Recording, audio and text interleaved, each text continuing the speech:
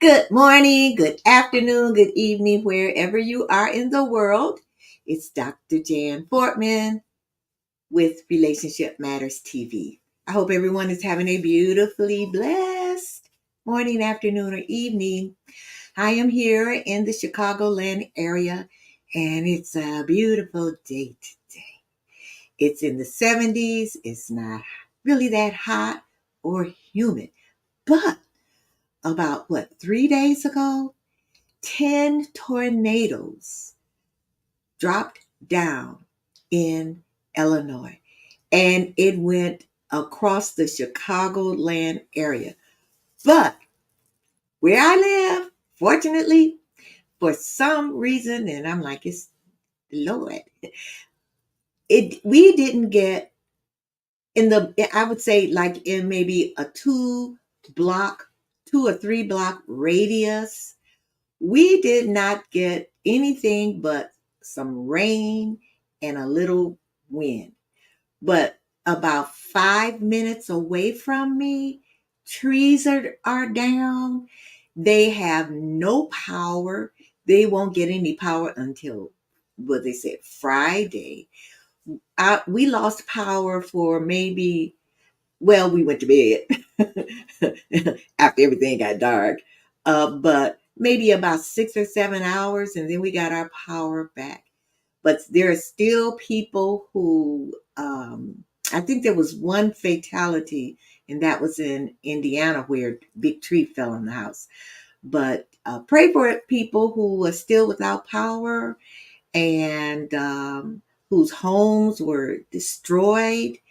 And so we just are very, very, very thankful that we did not get a lot of that bad weather, that tornado.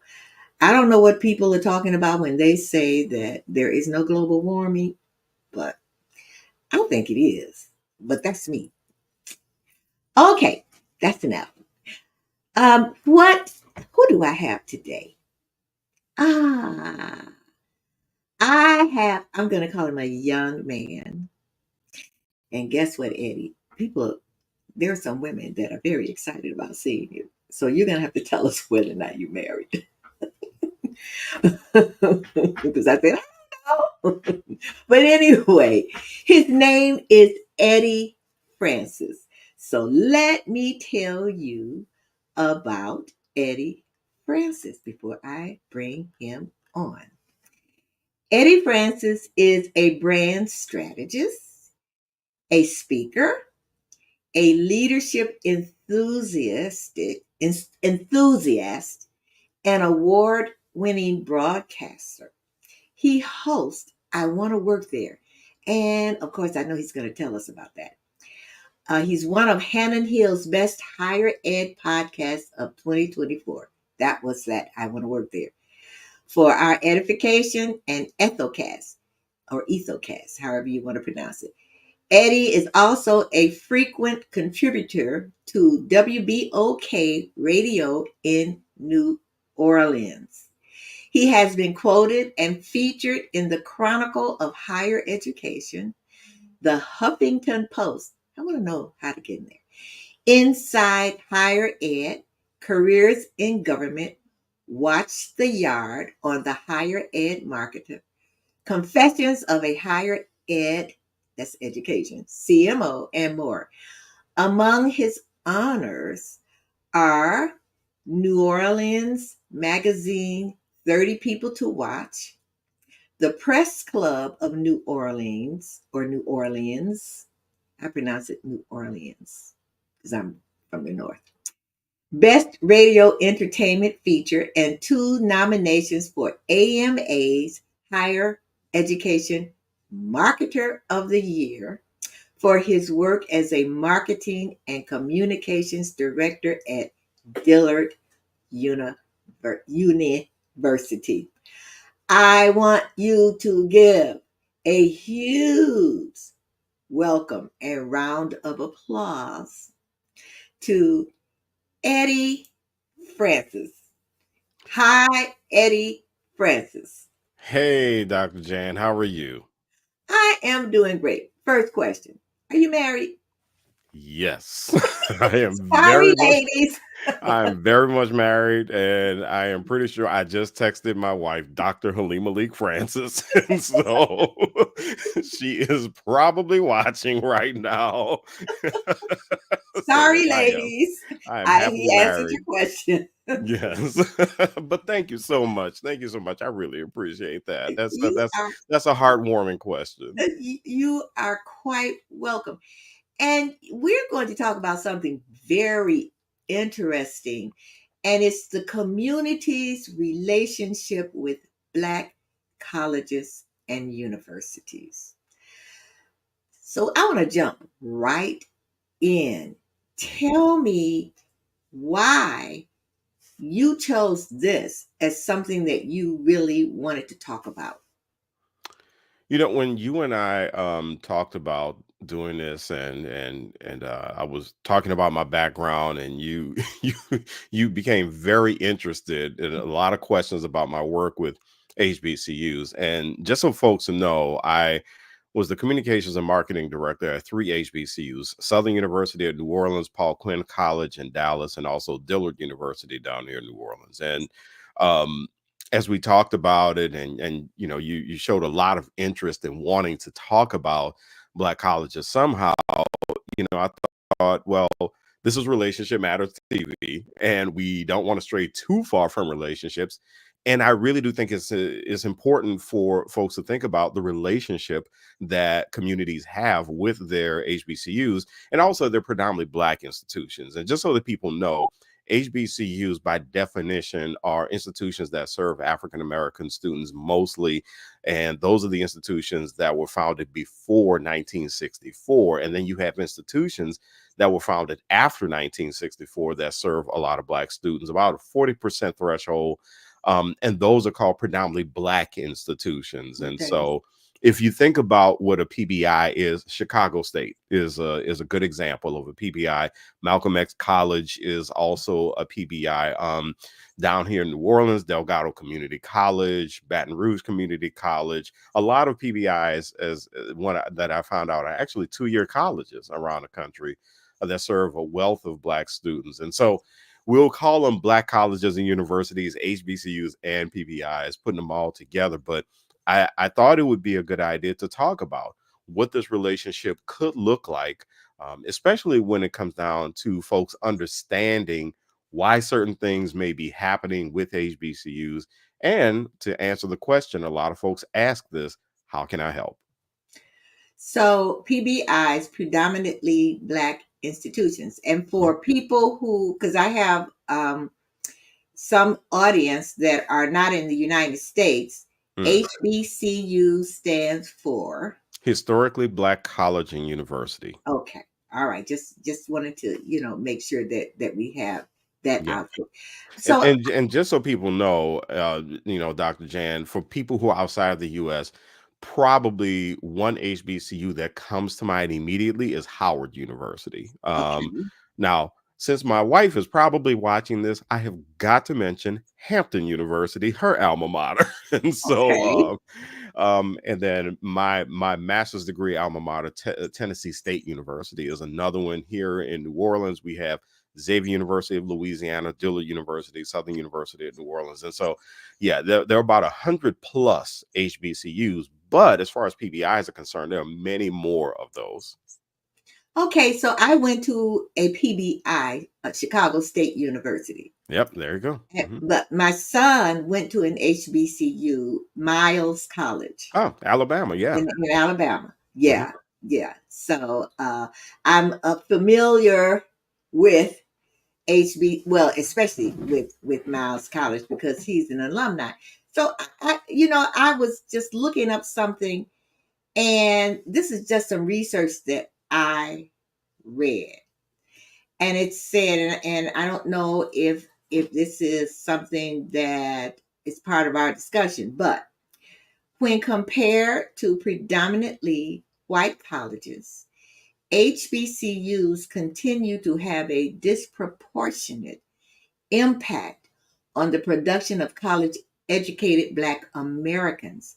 Hmm. And although they may account for approximately 3% of all colleges and universities, but they account for over 20% of Black Americans who continue to earn their degrees. Yeah. Yeah. So to me, that's very important as far as HBCUs and PBIs.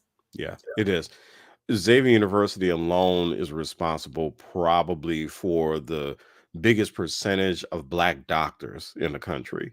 Dillard University has a pre-law program, and the students who come out of that program, they are at about 90% of those students on average who are passing the LSAT. And, we have, you know, we have throughout the country a big need for for Black folks in law, education, definitely healthcare. You look at healthcare, you have Meharry, that has the medicals, that is a medical college. You have Morehouse that has a medical school. You have Charles Drew on the West Coast, and so you have, excuse me, you have these different pockets of institutions that are providing Black students or providing the Black personnel that we need in some pretty critical areas. And a lot of HBCUs are very much responsible for sending folks, sending Black folks into the education profession.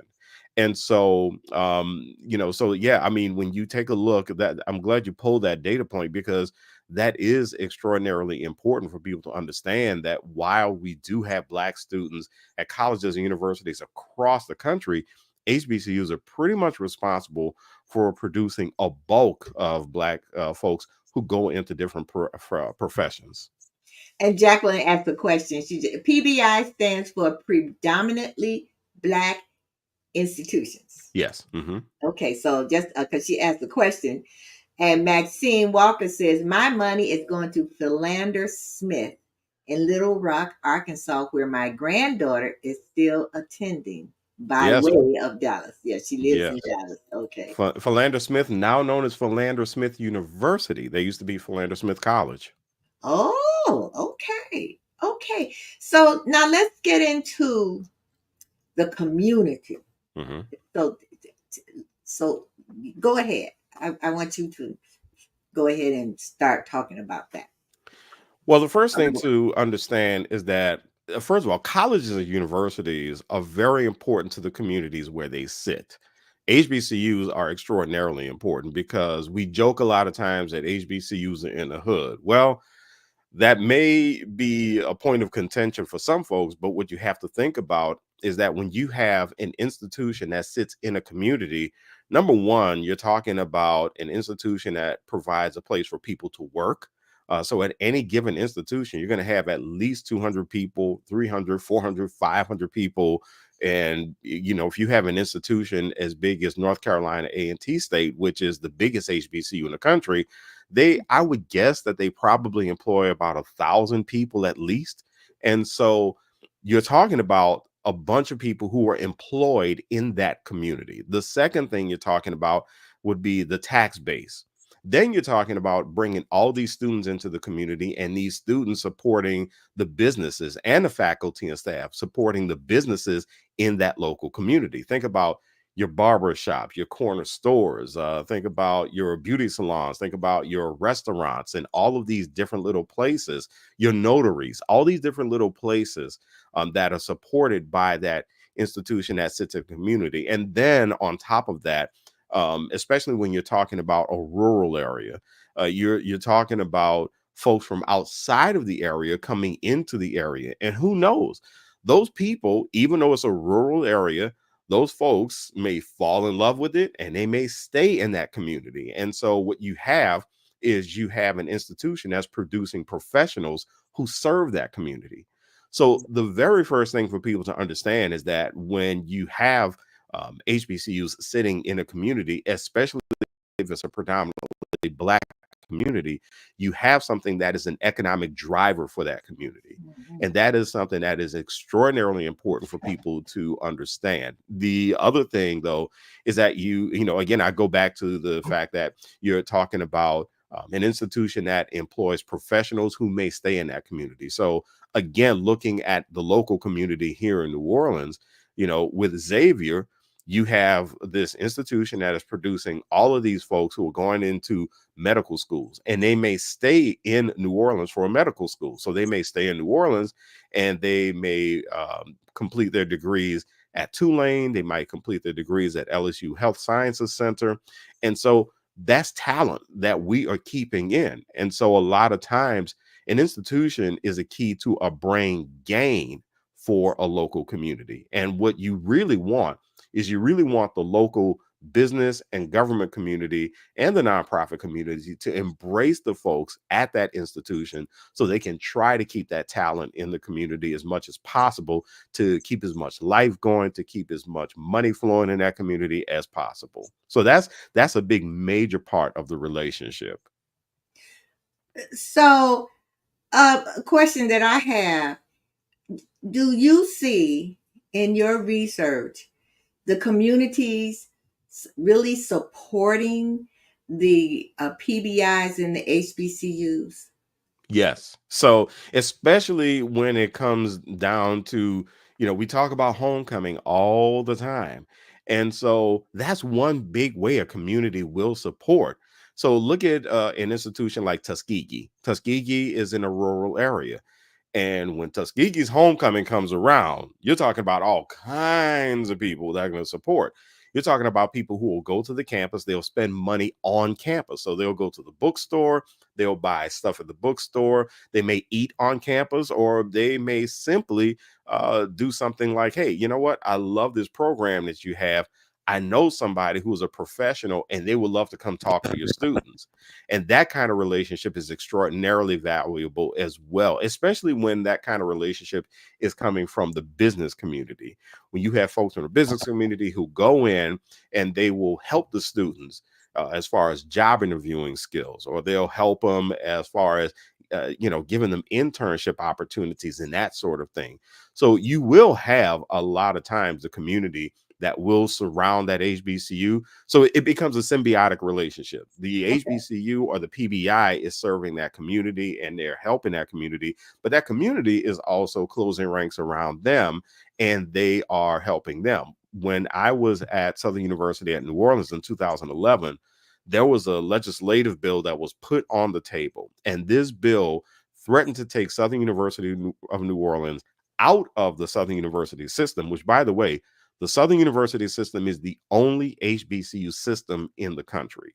So they threatened to take SUNO out of the system and move it to another system, which honestly would have effectively shut Suno down most likely. Well, the community wasn't crazy about that at all, because the question that was on the table was, if you shut this place down, what's going to happen with all these buildings? Surely you're not going to just leave this place shuttered. You're not going to leave these buildings unused. And we don't hear a plan for what's going to happen with this campus. So the community closed ranks around it. And not to mention, a big part of the mission for Suno, because it is an urban institution, was to also get a lot of the kids who were coming out of the high schools locally and to give them access to higher education, which wasn't happening in a lot of cases all the time for the local kids. And so that's another way that not only the institution may serve the community, but the community may support the institution by sending the local students to that institution, sitting right there in their communities. And so, yeah, it's a two-way relationship for sure.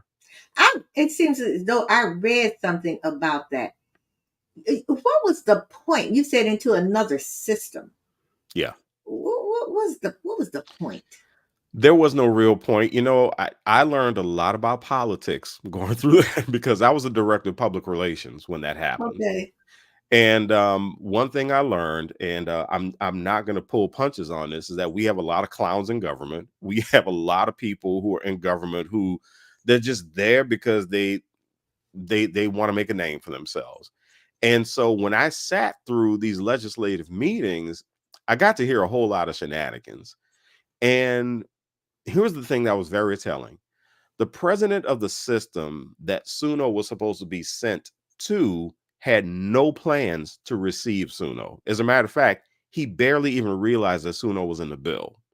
So there was no real point, except that it was a political move to basically make Suno at the time collateral damage. A lot of times with these politicians, what they'll do is they're taking jabs at one another, and the people who wind up paying are the citizens. And we're sitting there going, well, we didn't realize that we were part of your little spat, that was going on.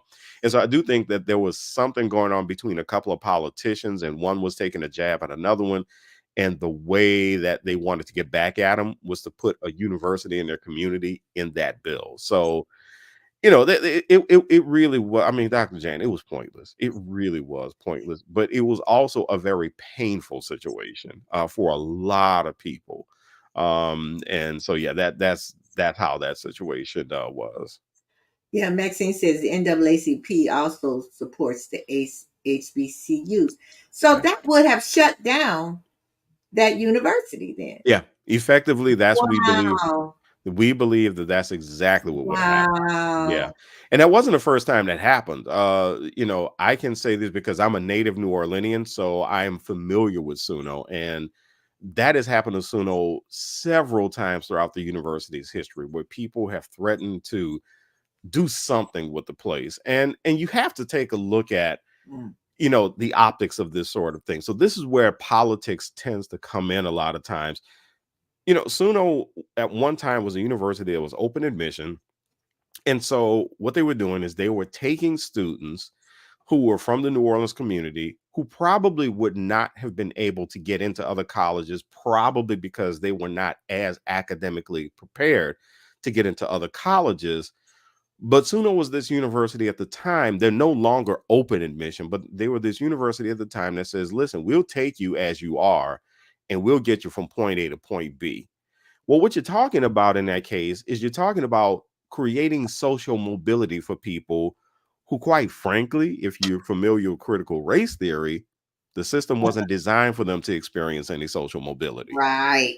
And one thing that HBCUs and PBIs do is they will get somebody through from point A to point B with a lot of grit and spit and grit and spit. I mean, they will I they understand. will they will pull people through colleges, and they will help folks realize that they actually can experience, a better quality of life for themselves. And it's not a game changer for one person. Often it's a game changer for a family. And it might be a game changer Oh, for an yeah. entire community in a lot of cases.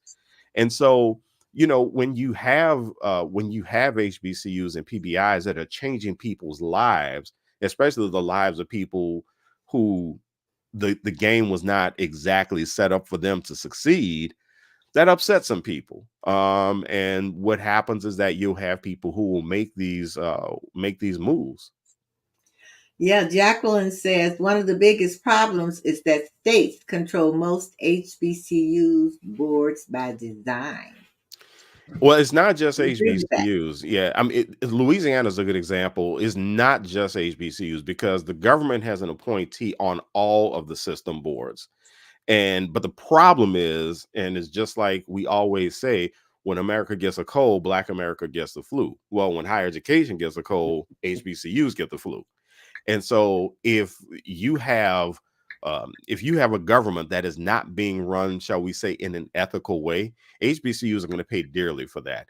And to Jacqueline's point, though, what happens is that you have these appointees on the boards and they go in and they play politics. You know, they're not worried about, unfortunately, they're not worried about making sure that these institutions are well resourced. They just want to play politics, or they do the governor's bidding, you know. And of course, the more political that governor is, the more trouble that can happen on the board of an institution. Okay. A question came in, text came in. What would be the ultimate impact on society if HBCUs didn't exist? Well, it's in that data point that you shared. You know, so think about it this way. One of the things that is missing in American higher education right now is for students to have a true sense of community on a lot of campuses. If you notice, a lot of the conversations when people have these really cynical attitudes about higher education, a lot of times they'll say, well, these people are just paying through the nose for these degrees that are useless. A lot of times when people say that, they're criticizing they're really criticizing high-end institutions. They're criticizing your elite institutions, so-called elite institutions. They're criticizing your Ivy League institutions. I just heard a story that Vanderbilt University, now the tuition is at like $100,000. I mean, I mean, why? How, Sway? But anyway, so you have that conversation. But what they're not looking at a lot of times is they're not looking at institutions that are at much lower price points and offer the same kind of business degree. They may not have the same social capital, right? So if you go to an elite institution, yeah, you're going to sit in a room with somebody who is probably very powerful. But what good is that if you don't feel like you even belong in a room in the first place? So what an HBCU or a PBI will do is they take folks who and they make them feel as if they belong in the room. And sometimes they're going to meet the very same person they probably would have met at an elite institution anyway. And so, you know, so I think that's a very important point to realize that, you know, when you have an institution that gives a young kid a sense of true belonging, they make them feel as if they actually can do it. You know, they can start from the bottom and get here. When they make them realize that they can do that, is a very powerful thing. Um, and so if you lose that sense of community, if you lose a group of institutions that make students feel as if they can make it, really make them feel as if they belong in a room, then what you have is you have this ecosystem of institutions where students they're just going through and they're just trying to make the return on investment work if they can, you know. um I'm going to use myself as an example. I got my undergrad degree not from an HBCU or a PBI. I got it from a predominantly white institution. Love the place to death. I mean, it was a great education for me. It opened doors for me. They offered me a full ride, which is why I went. Um, but to be honest with you, even now when I go to an alumni function, I can't say that I necessarily feel as if I belong there. And I have walked up to people who do not look like me with my t-shirt on, at an alumni event, say, hey, I'm Eddie. I graduated in 95. And they just kind of look at me and go, oh, okay. All right. And then that's it. They just kind of blow me off. I get a much warmer reception when I go with my wife to her Hampton stuff. I get a much warmer reception Yeah. when I go to a Xavier event, when I go to a Dillard event, when I go to a Suno event. I get a much warmer reception because those are my people, right? And so I think it's important to understand that without a group of institutions that make people who are marginalized feel as if they belong in the room, that does something to folks psychologically. That does something to our kids Yeah. psychologically. And they feel like they are fighting against almost this invisible enemy sometimes. Yeah. And then, to go right back to your data point, you really are talking about a group of institutions that if they are missing, we are missing some pretty valuable professionals in areas where Black folks need representation. We are missing a lot of Black faces in healthcare. We're missing a lot of Black faces in law. We're missing a lot of Black faces in education, a lot in business. Those are some critical areas where we need continued representation. Um, and then on top of that, I know that folks have kind of a cynical degree, and I don't know if you've experienced this, Dr. Jan, but folks sometimes have a cynical attitude towards folks who have doctorates. But if you're talking about creating knowledge, and if you're talking about places and spaces where policy is set by people with doctorates, and Black folks don't have anybody in the room with the doctorate to speak up for them, then Yeah. that is a big problem. And so without HBCUs and PBIs, you're missing a really big piece of representation in some very critical areas in society. Not to mention, you're missing opportunities for a lot of young Black kids to feel a true sense of community, which really gives them an opportunity to be successful in college. I really agree with you. And Jacqueline brought up a point. She said, but there is the ongoing issue of student loans. Yeah. And I just want to add to that. Yes. Mm-hmm. And I'm gonna I probably shouldn't say this, but I'm gonna say it. Uh-oh. But my student loan was just forgiven. Now think Yeah. about this. I got my doctorate in I think it was 2009. Mm-hmm.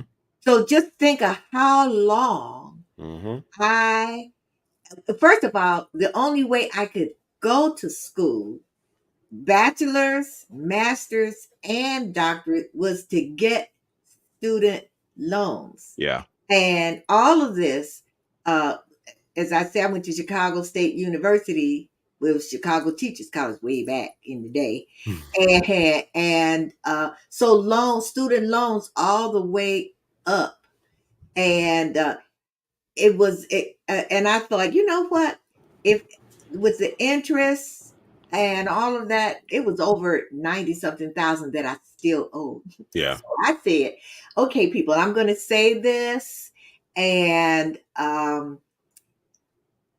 my views are just my views, but I read it somewhere on TikTok and I laughed, and because this guy said that uh, President Biden had excused his loan, his student loan, and he didn't care if he was in a wheelchair, blind, senile, on the way to hospice.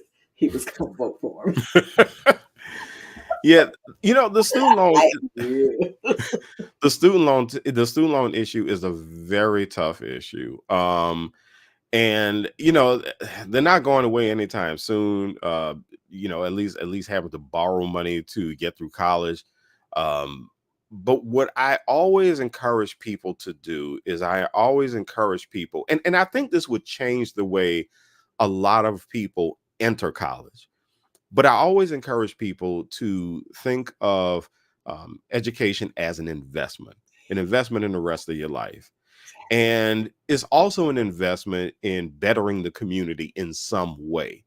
So, one of the stories that's near and dear to me And the person who's the subject of the story, the doctor I'm about to mention, I don't know if this person graduated from an HBCU, but there was a story I saw on Twitter a long time ago about it was a doctor was telling the story, a black doctor, and he said that there was a patient, an elderly black man, who was sitting there getting the options for treatment, but the patient didn't understand the options. And so a couple of doctors walked away and they said, okay, well, he said he wants to go with that option. Okay, that's his life. And they just kind of snickered about it. And none of these patients were black. And so this doctor, this black doctor, goes to the patient and says, yo, my man, okay, listen, here's what they're telling you. They're telling you that if you want to do this, that could happen. If you want to do that, this could happen. Now, which one do you want to do? And the patient said, oh man, I didn't understand what they meant. No, I want to do the other thing. So my point in telling that story is there's a good chance, I'm sure, that that doctor probably owes a lot of money in student loans. But what if that black doctor were not there to help that patient? Yeah. What if that black doctor said, nah, I'm not going to do this. This is way too much money. And I get it. I mean, we have to make the choice that works best for us. If it's too much money, you don't want to do the loans, I am not going to argue with you. But at the same time, you do have to consider why you're doing it. What is the purpose of doing this thing? And if you are drawn by that purpose, if that purpose is a strong pull for you, then it's an investment, and it's an investment that is well worth it. Because are you going to be able to pay all that back? I don't know. I couldn't begin to tell you, but are you going to be able to serve a greater purpose? Are you going to be able to fill a gap in a community where a gap needs to be filled? And are you going to be fulfilled by the work that you're doing?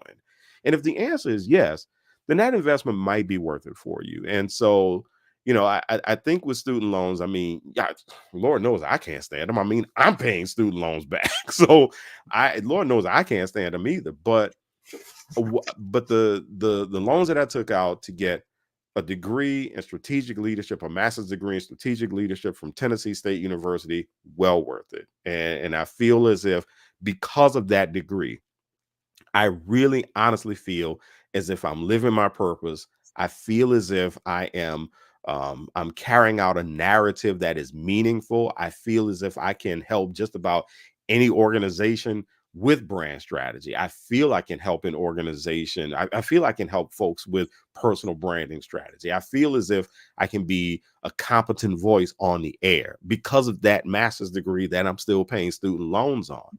And so I think while student loans are a pain in the butt, I think you do have to consider why you want to make the investment and how that investment is going to be worth it for you or for your kid. So you are a brand strategist. Mhm. So how, and I thought maybe you worked with students, but you work with colleges and universities. Yes, yes. And So so that's my what background. is Yeah. your, okay, so what is your role as far as a brand strategist for colleges and universities? I am on my own. So I actually have a company called Edify Ventures, and I'm looking for my first big client. And so what I am doing is I am working in a pretty specific area of brand strategy called employer branding. And what that is an institution that is positioning itself as a great place to work. And my thought is this: if you really want the students to have a great experience, you need to hire the people who are going to deliver that experience of the students. And so you have to make your institution attractive enough for the kinds of people that you want to deliver that award-winning service to the students. And so, but I do have a healthcare client that I'm working with right now. I write web copy for a healthcare client. I am also working with an institution on an endowed professorship, working with them as far as doing some brand strategy for this endowed professorship. So I have a couple of clients that I'm working with right now. Okay. Okay. Another text came in. What is the view of elite schools towards HBCUs? That's a loaded question. You know what? It really depends. It really depends. And honestly, I cannot. I'm going to be honest with you. I'm not going to say that I can competently answer that question without some bias in there. Okay. And so I do believe from some of the chatter that I've heard, and I've spoken to people at elite institutions, one of the biggest issues is they just don't understand HBCUs. Just flat out, they don't get it. They come up with this question. Well, I don't understand why don't they just do better, right? And you're sitting there going, well, probably because your institution gets all the money that these HBCUs probably should get in some cases. In some cases, but that would be hitting below the belt. But I mean, but that's what I'm thinking sometimes. So I can't necessarily say. I think the thought is mostly a misunderstanding and not really understanding what the moving parts are a lot of times. I would say though also that you do have those folks at elite institutions who believe that only certain people belong in the room. And when they see HBCUs, they see institutions that produce maybe one or two people who might belong in the room, but they're not necessarily cheerleaders. I think one of the things I would like to see is when it comes to nationally promoting our HBCUs and our PBIs, I would really like to see us move beyond homecoming. Just endless commercials of homecomings and bands and drum majors gyrating all over the place. I mean, don't get me wrong. I love a good marching band just as much as anybody else. I'm in Louisiana. We got Southern and Grambling. And next door, we got Jackson State and Alcorn. And on the other side, we got Texas Southern and Prairie View. We got bands down here and we love our bands. But I always ask the question, okay, after the pelvic thrust, after the 50th pelvic thrust at this homecoming show, what else do we have to offer the country, the world? What do our HBCUs have to offer? And listen, and I am a proud Greek. I'm an alpha. I love alpha. I love the divine nine. But after we show the scenes from the Greek show, with some more pelvic thrusting, what do we have? And so, And you the know, Omegas grew. I mean, and all of that stuff is fun. All of that stuff is But I fun. I understand where mean, you're coming from. I can't listen. I can't wait to go to Tennessee State's homecoming. I can't wait to go to Hampton's homecoming. I can't wait to go to everybody's homecoming.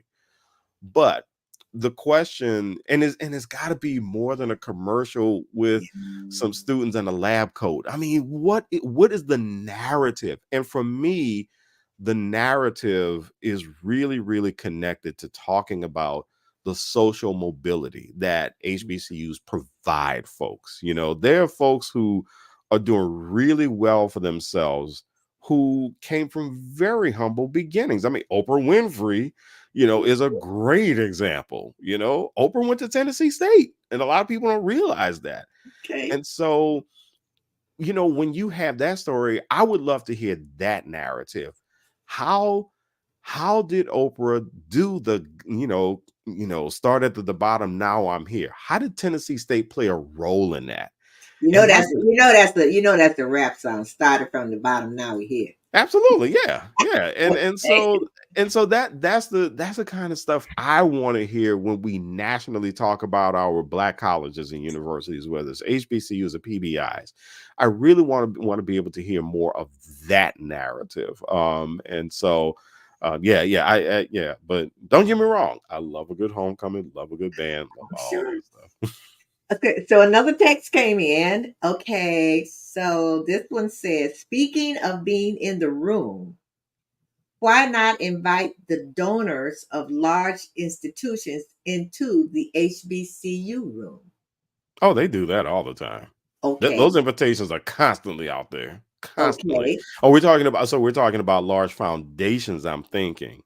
And so yeah, the large foundations, I'm gonna plug my wife here. okay, So Dr. Halim Malik Francis, her dissertation was on HBCU fundraising capacity building, and she did a study of how the Kresge Foundation was. They did a project with a group of HBCUs where they infused a bunch of money into them so that they could build their fundraising capacity. And so the HBCUs are constantly talking to the big corporate donors. They are constantly talking to the big foundation donors. Of course, they are talking to celebrities and all kinds of folks. One billionaire who did not graduate from an HBCU, who is committed to working with HBCUs, is Robert F. Smith. So he started with that big gift to Yeah. Morehouse in 2019 when he wiped away all those students' debts. Yeah. He is still working with HBCUs actively. So yeah, they are on it. Trust me when I tell you, especially United Negro College Fund, the Thurgood Marshall College Fund. They are constantly on top of it. Definitely got to recognize the work of a good friend of mine, Mark Barnes at UNCF. They landed $100 million gift, and so Wonderful. these folks are constantly working. That's wonderful. So Jacqueline says, I personally know of one that is owed a half billion Hmm. and totally agree with the homecoming that generates lots of money that we don't get because of media contracts that we get the short end. Yeah, Ooh. yeah, that is a contentious topic right now in HBCU athletics. A contentious topic. And there are some HBCU athletics platforms that are trying to change the game. HBCU Go is who comes to mind immediately.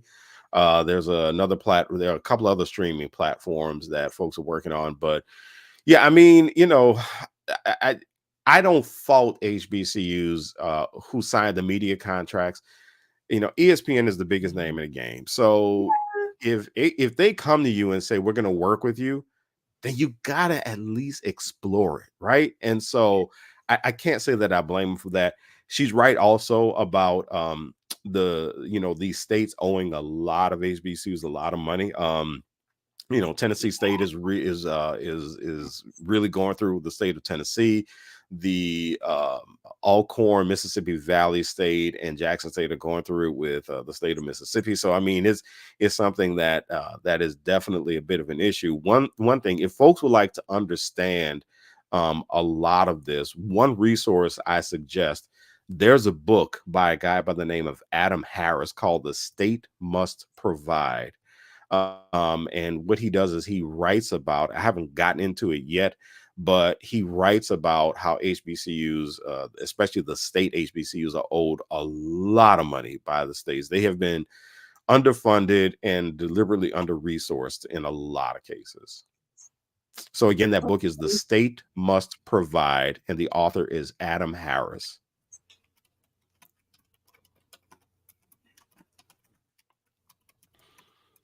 And I would also, I mean, honestly, I would say that if you Google books on HBCUs and you see any, I would say, and you want to learn more, you want to understand issues, I would definitely say, look at those types of books. There's another one that is on my reading list. Is in my stack right here. Shelter in a Time of Storm. Shelter in a Time of Storm by Jelani Favors. And I'm happy to pop that into if I don't know if I can pop that into the chat. I think I might be able to pop that into the chat really quickly.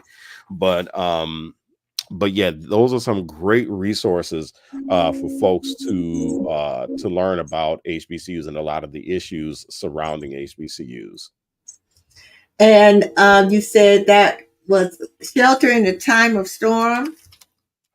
Yeah, I actually just popped it into the studio chat there for you. Shelter in a Time of Storm. And again, the author is Jelani Favors. Okay. But I would definitely say, yeah, anytime you get an opportunity to read anything about what's going on, there are lots of studies. There are a lot of scholars who are HBCU alumni. They're pursuing their doctorates, or they have their doctorates, and they are doing lots of work to study HBCUs, to study fundraising, to study the capacity building. Again, again, I gotta plug Dr. Leek Francis. The work that she did with her dissertation in looking at the Kresge HBCU initiative, and just really taking a look at what it's going to take for HBCUs to build capacity. Because one of the things I hear a lot of people, they'll say, well, how come HBCUs can't just get it together? It's really not that simple. It's really, here's the analogy I use. It's like HBCUs basically were behind by a century from jump. Like it was maybe 2 centuries. And so when you have folks who are going to get a big head start as far as resources and that sort of thing, and then you have another group that comes along, a marginalized group, especially if they happen to enslave this group. And so once you have these free people of color who have gone out, they're starting their colleges and universities, but the people who were enslaving them started their colleges 2 centuries prior. And so you really do have that kind of that is not something that's going to go away in 10 years. You're talking about years and years of work to catch up. And it's almost like you have a race, 2 people racing, one person in great health, the other person, they're in good health, but they already have a challenge if they're going to do a foot race against this person in perfect health. Well, the person in perfect health takes a bat and they kneecap the person who is in sort of good health. That would be a lot of other institutions versus HBCUs. HBCUs have been kneecapped from the beginning. And so it is just not something where you look up one day and say, oh, you just need to do better. I mean, if you can offer only so much money for this kind of person, and the predominantly white institution across town can offer twice that for the same position, well, what do you expect this person to do, right? And so that's the kind of resource that's the kind of resource disparity that we're talking about a lot of times. And that's why I said a lot of HBCUs and PBIs, what they're doing is they are pulling people through school, and they're doing it with grit and spit and grit and duct tape. So but they get it done. They do get it done. So, Eddie, we only got a couple of minutes, but is there just one thing, couple of sentences that you would like to leave our audience with?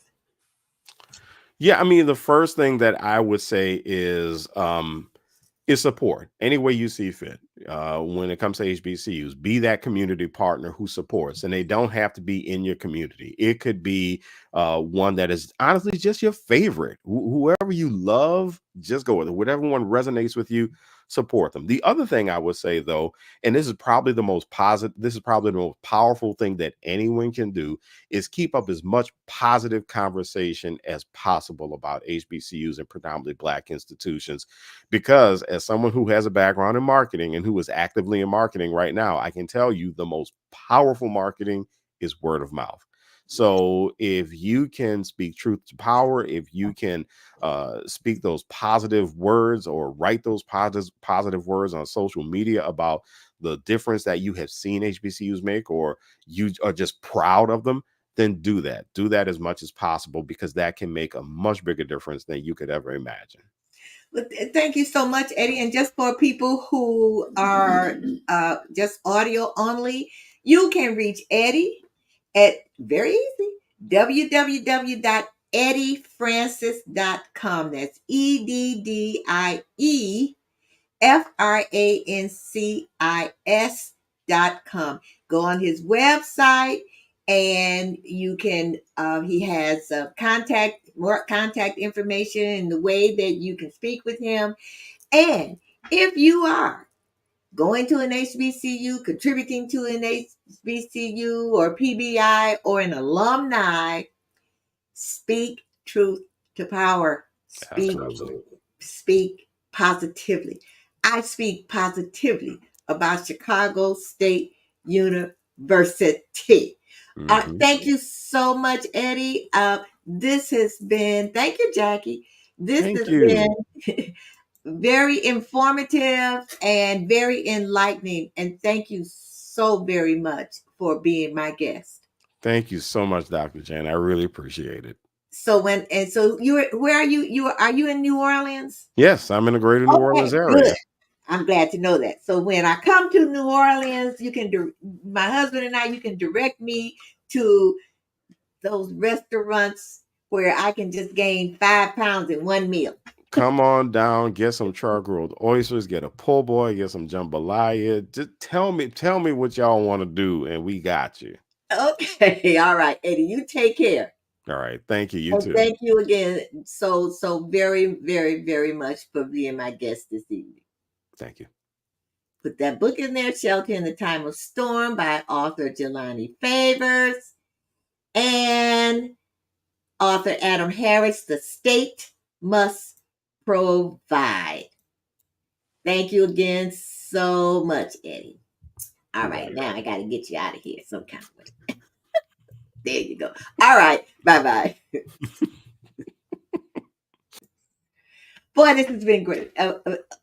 Very, very informative and enlightening, and especially for people who you are in the audience that really not familiar with what's happening with the HBCUs.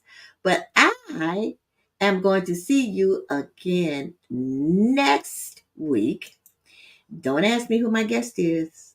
You know, my guests, they're always very enlightening, always inspiring, always motivating, always extremely educational, informative, and sometimes very, very, very entertaining. So I would like to see you. Now, don't forget, we only got a minute. If you would like to enroll in my relationship mastery course, all you have to do, if you want to improve your personal and your professional relationships, you can contact me at relationshipmatterstv@gmail.com, or you can call me at 1-877-667-SPEAK, SPEAK. I want to thank all of you for watching, for listening, for tuning in, for contributing, for asking questions. And I love all of you all. And just for the ones who are on audio only,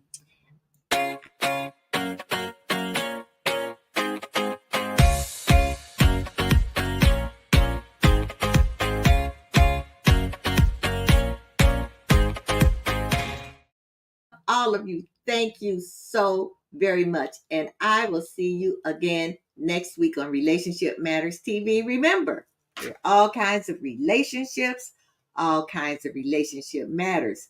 Life is about relationship. See you next week. Bye-bye. 5 years ago, the Power of We Symposium was created to provide a platform for kids from all sectors where they can have a safe and comfortable environment in which to share both their joys and concerns. The Power of We Symposium is proud to have served over 250 kids throughout Romania when we took our mission global back in May of 2023. Now, 2 teams of amazing volunteers from both the U.S. and Romania embarked on an 8-day Legacy of Hope tour, bringing encouragement and hope to not only the kids of Romania, but also the adults who support them, and also to over 100 kids here in the U.S. who contributed handwritten letters of hope to our Romania mission of 2023. Now, this year, we are proud to provide this opportunity yet again in October, and we are super excited to up our game. New venue, 750 kids this time, and we want to see you there. We're looking forward to meeting you in person at this year's event, which promises, as always, incredible speakers, amazing content, and of course, some of the greatest kids on the planet. So, mark your calendars for October 24th, and we'll see you here in Chicagoland for the Power of We Symposium 2024. This year's theme is Always Together, Never Alone. Tickets